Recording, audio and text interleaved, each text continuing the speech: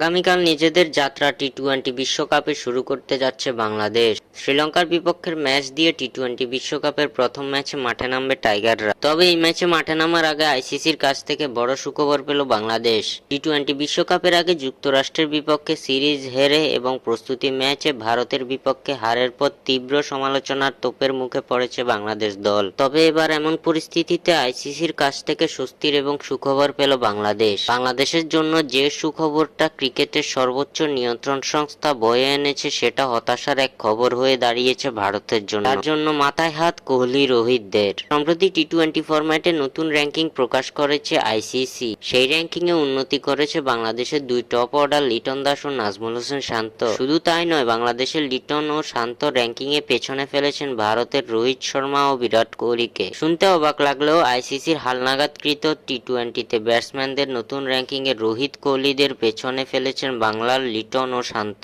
যেখানে লিটন দাসের র্যাঙ্কিং 39 এবং নাজমুল হোসেন শান্তর র্যাঙ্কিং 43। অন্যদিকে বিরাট কোহলির অবস্থান 46 ও রোহিত শর্মার অবস্থান 49। এত সমালোচনা ও ব্যর্থতার মধ্যেও আইসিসির কাছ থেকে সুখবর পেল বাংলাদেশ।